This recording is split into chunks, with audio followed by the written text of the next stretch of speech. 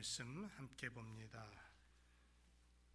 누가복음 1장 26절에서 30절까지 제가 한 절 읽고 그 다음 절 여러분들이 읽고 말씀 함께 교독하도록 하겠습니다. 26절 여섯째 달에 천사 가브리엘이 하나님의 보내심을 받들어 갈릴리 나사렛이란 동네에 가서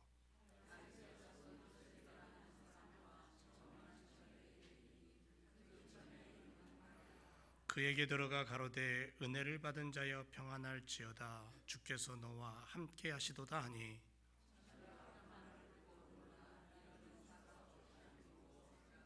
다같이 천사가 일러 가로되 마리아여 무서워 말라 내가 하나님께 은혜를 얻었느니라. 아멘. 주님의 이름으로 사랑합니다. 환영합니다. 우리 다시 한번 인사할까요? 반갑습니다.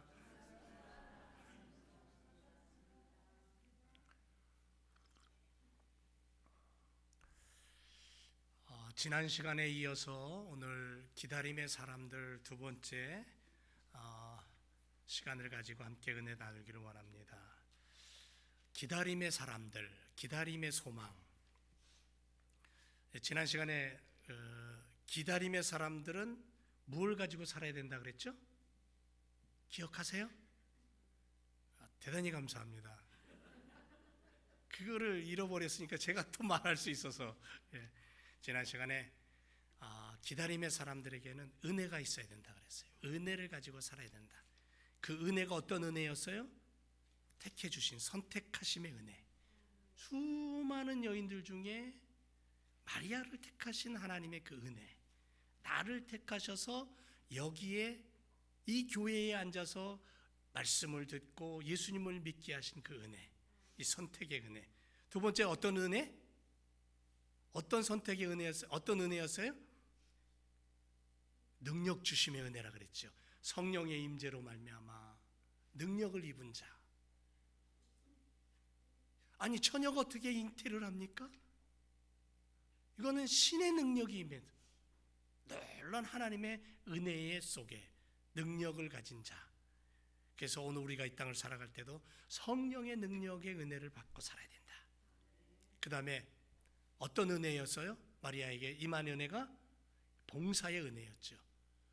주의 종이 주의 뜻대로 되기를 원한다라는 그 고백 속에 헌신하고 봉사하는 그러한 은혜가 우리들 안에 넘쳐서 예수님을 맞이하고 그 예수님과 함께 살아가는 우리 믿음의 걸음들이 되기를 주님의 이름으로 축원을 드립니다.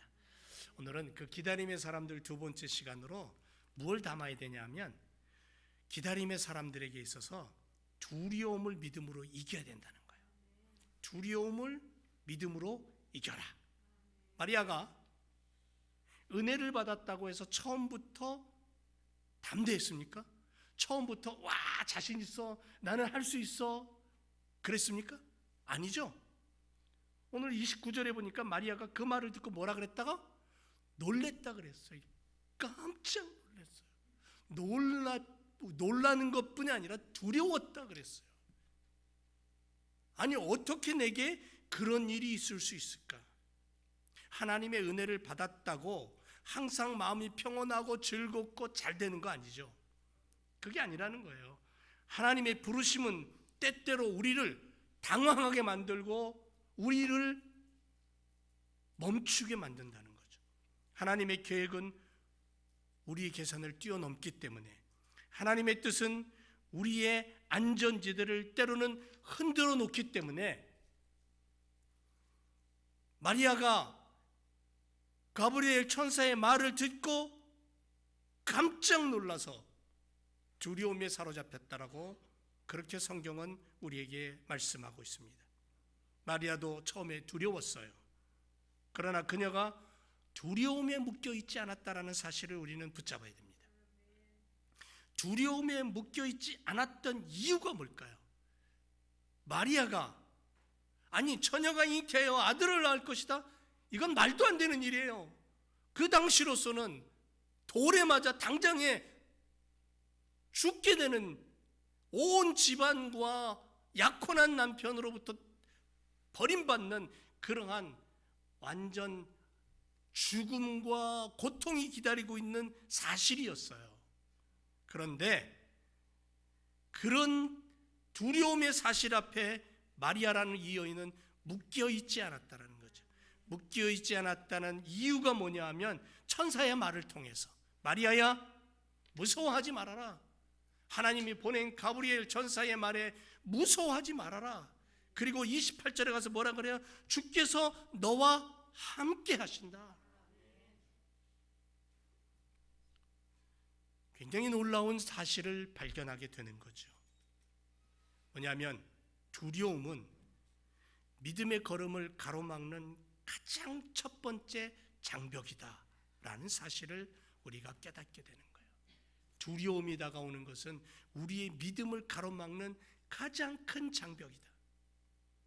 우리의 사명을 가로막는 장애물이다. 사탄은 두려움을 심어줘서 하나님의 일을 못하게 해요. 두려움은 믿음의 불을 끄고 영적인 눈을 가리고 더 나아가서 하나님의 계획을 보지 못하게 하고 하나님의 뜻을 발견하지 못하게 만드는 것이 두려움이라는 거예요. 예를 든다면 얼마 전에 우리 서집사님 네 분이 결혼 몇 주년? 50주년에 어디를 가셨냐면요, 망망대해를 가셨어요. 바다를 가셨어요. 크루즈를 타셨다는 거예요. 크루즈가 보통 어마어마하게 크거든요. 그런데 그 크루즈를 타고 만약에 그 배가 침몰한다면 어떻게 돼요? 그 생각을 가지고 있다면 그 배를 탈 수 있을까 없을까? 못하죠. 그 배는 안전할 것이다라는 어떤 신뢰와 확신이 있기 때문에 그 배를 탄 거예요. 그리고 그 배는 그 믿음대로 안전하게 관광을 시켜주고 오늘 여기 와서 또 같이 예배 드리는 거예요. 그죠? 그런데 두려움이 우리를 흔들어 놓는다면, 공포가 나를 흔들어 놓는다면 가장 먼저 뭐가 사라지냐면 믿음이 사라져요. 믿음, 확신, 소망, 이게 사라지는 거예요. 내가 이 일을 감당할 수 있을까? 사람들이 나를 어떻게 생각할지, 앞으로 어떤 삶을 펼쳐가야 될지, 야, 내 인생은 어떻게 될까? 염려와 근심과 걱정의 두려움 때문에 아무것도 못하는 거예요. 오히려 멈추어서 쓰러져 버리고 뒤로 도망가 버릴 겁니다. 피하고 싶을 거예요. 마리아도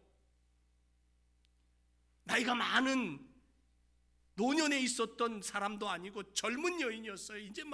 이제 막 시집갈 그 나이에 아주 청춘이었어요. 근데 그 여인에게 들려오는 그 말은 정말 그 누가 들어도 두려움과 공포의 말이었어요. 그러나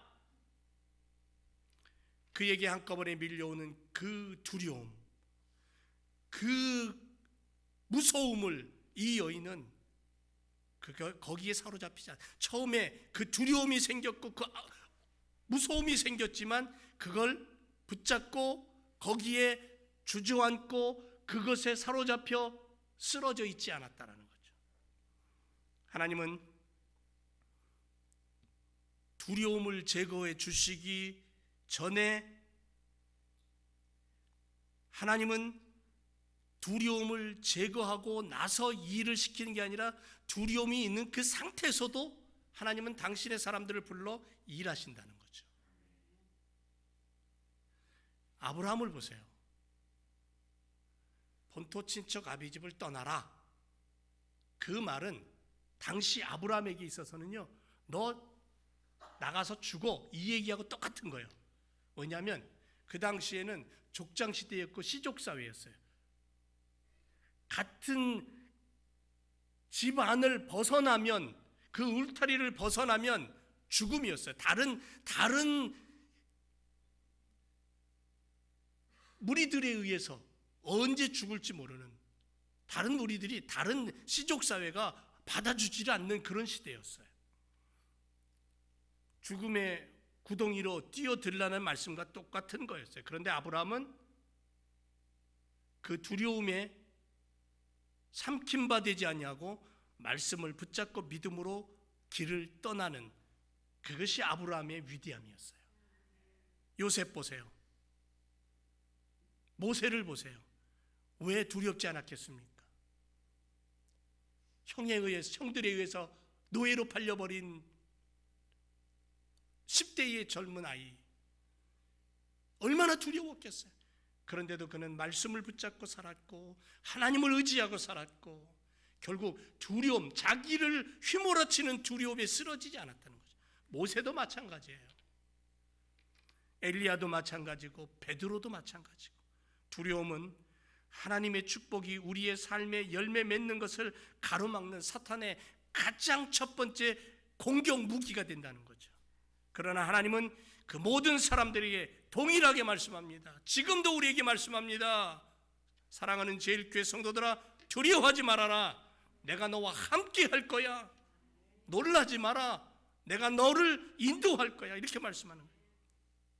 그래서 두려움을 없애는 방법은 상황이 바뀌는 게 아니에요. 두려움을 없애는 방법이 상황을 바꾸고 피하는 게 아니라 하나님이 나와 함께 하신다는 믿음 안으로 들어갈 때에 우리는 그 두려움을 이겨낼 줄로 믿습니다. 그래서 두려움을 이기는 힘은 함께한다. 주님이 나와 함께한다. 이 확신을 가지고 사는 거예요. 그래서 28절에 보니까 천사가 이렇게 말합니다. 주께서 너와 함께 하신다. 주께서 너와 함께 하신다. 마리아가 두려움을 이길 수 있었던 결정적인 근거는 다른 게 아니라 그녀가 위대해서, 마음이 강해서, 지혜가 뛰어나서가 아니라 그녀가 믿음이 커서가 아니라 하나님이 그녀와 함께 하셨다는 거죠. 내가 믿음이 좋고 내가 실력이 좋아서가 아니라 하나님이 나와 함께 하시기 때문에 나는 이길 수 있다는 거죠. 나는 승리할 수 있다는 거예요. 여러분, 우리의 환경이 안정되어서 평안한 게 아니고 우리의 문제가 사라져서 평안한 것도 아니고 하나님이 우리와 함께하기 때문에 평안하다는 것이 우선순위의 고백이 되어야 되는 거예요. 하나님이 함께하시면 작은 사람도 큰 일을 감당하여 약한 사람도 강한 용사가 되는 거예요. 평범한 인생이 하나님의 손에 붙잡혀서 하나님과 함께하는 인생을 살아가면 역사를 바꿔놓는 위대한 그러한 일꾼이 되는 거예요. 역사의 통로가 되는 거죠. 변화의 통로.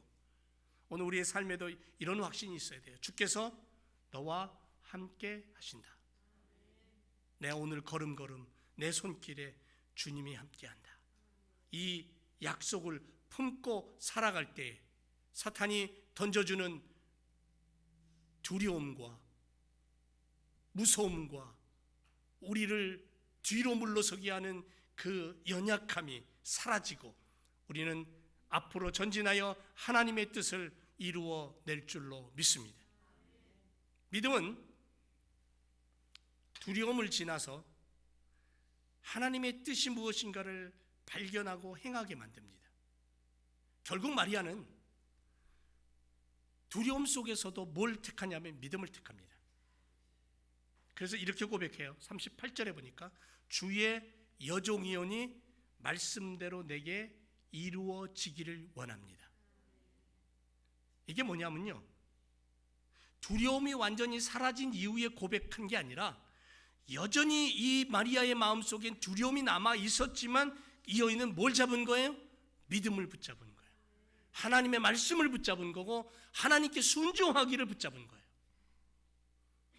순종은 그래서 두려움이 사라진 후에 시작되는 게 아니고 두려움 속에서도 하나님을 붙잡는 선택 속에서 시작되는 거예요. 그게 순종이에요. 그리고 그 순종을 통해 하나님은 하나님의 뜻을 이루셔요.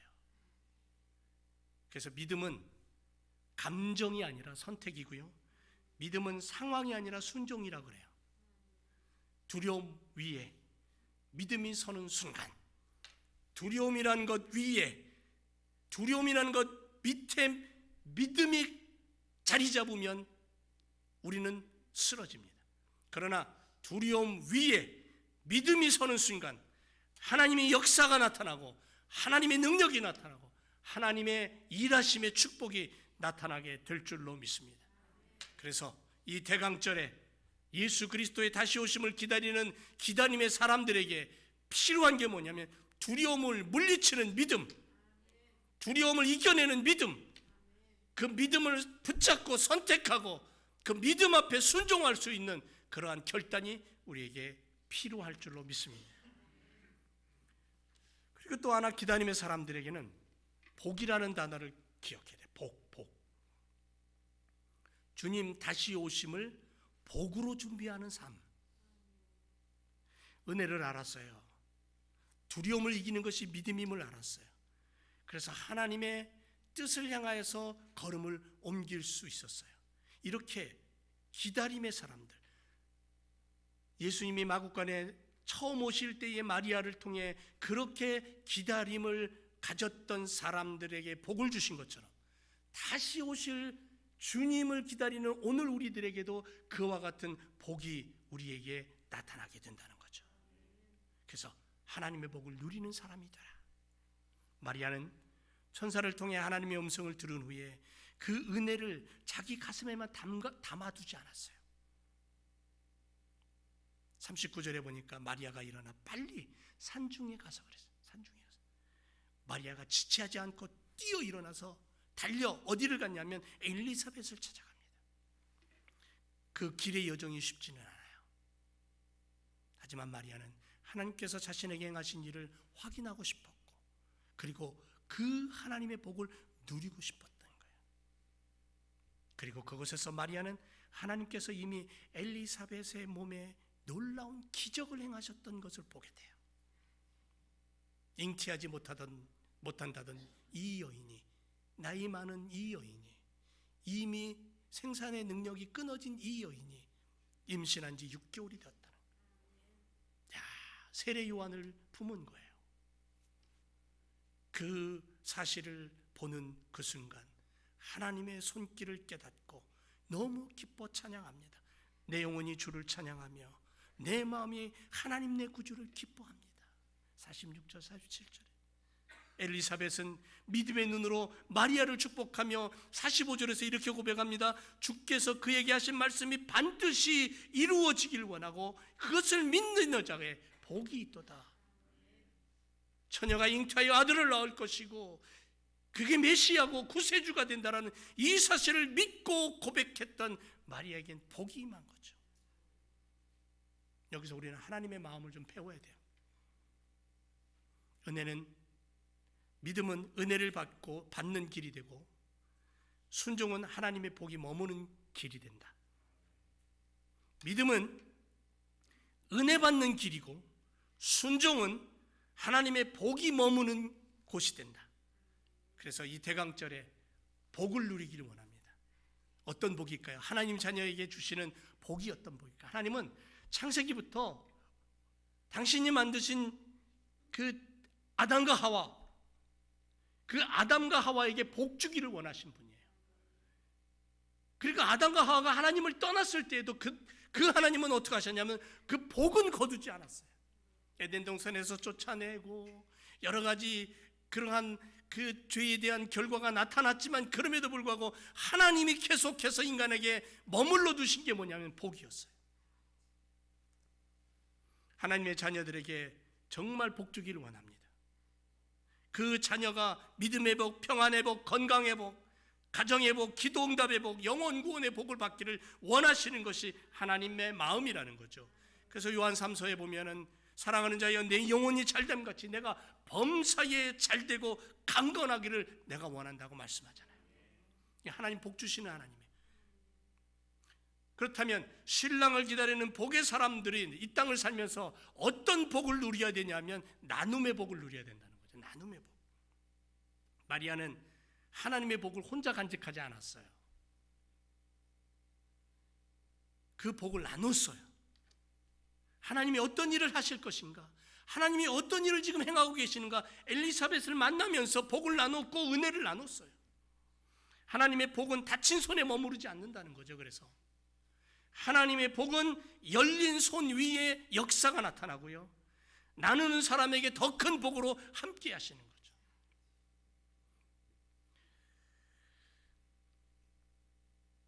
MGM을 영화사를 설립한 메이어라는 사람의 그 어린 시절에 이런 예화가 있습니다. 친구에게 맨날 두들겨 맞는 거예요.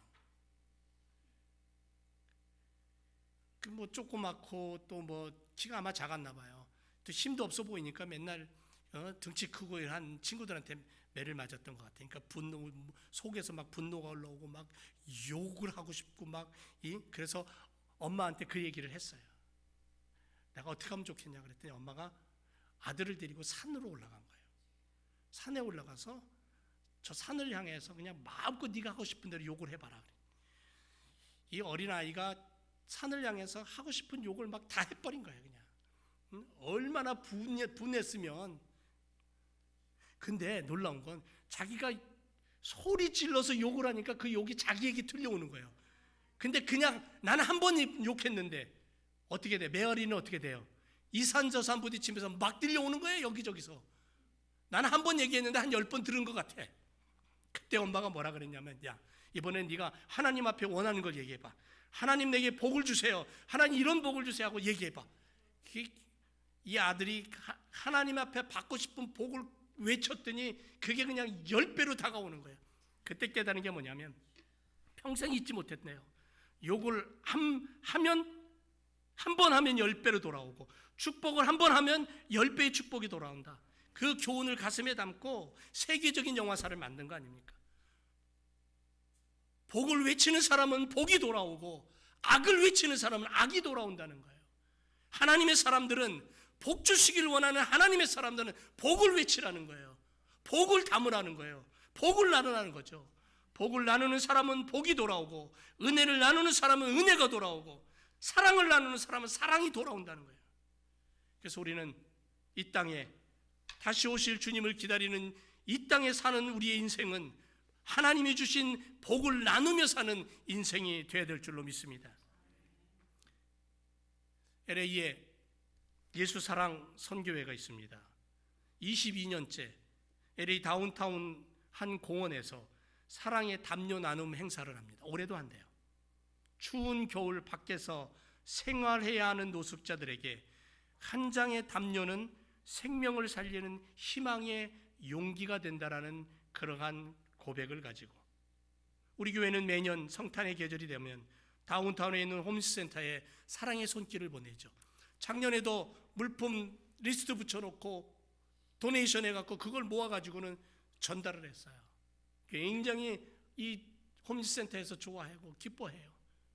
올해도 이제 다음 주면 아마 리스트가 붙을 거예요. 여러분들 보고 내가 그들을 위해서 도네이션하고 그 물품을 모아가지고는 성경 구절을 써서 그들에게 사랑을 전달하는 거죠. 나누는 거예요. 보내는 거예요.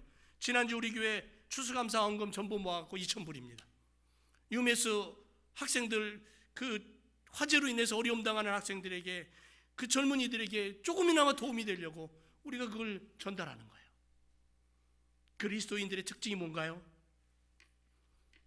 하나님 주신 복, 구원의 복, 생명 주신 복, 자녀 삼아 주신 복, 내가 여기까지 달려올 수 있도록 영육간의 강건함과 은혜 주신 그 복을 나누고 누리는 거예요.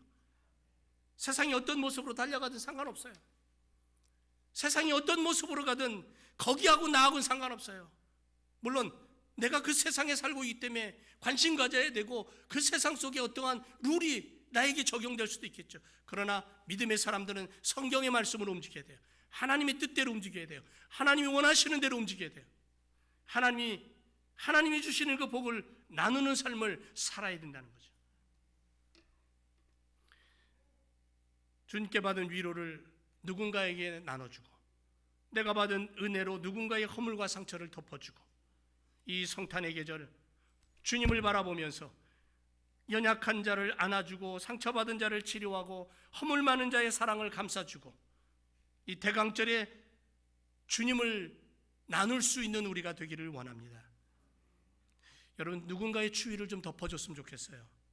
누군가의 상처를 감싸주고 누군가에게 커피 한 잔을 따뜻한 커피 한 잔을 나눌 수 있는 마음 그리고 그 안에 주님의 사랑을 이야기할 수 있는 우리의 삶 그것이 바로 주님이 원하는 복의 사람이고 은혜의 통로로 사는 사람인 줄 믿습니다. 사랑하는 성도 여러분, 기다림의 사람은 은혜를 기억하고 삽니다. 그리고 기다림의 사람은 믿음을 붙잡고 달려갑니다. 더 나아가서 다시 오실 주님을 붙잡고 내게 주신 복을 나누고 내게 주신 복을 흘려보내는 그러한 믿음의 걸음, 기다림의 사람으로 사는 줄로 믿습니다. 촛불이 하나하나 붙여가고 내 마음에 은혜의 불이 커져가면서 주님 다시 오시는 그날까지 주님과 함께 복의 사람으로 달려가시기를 주님의 이름으로 축원을 드립니다. 기도하겠습니다.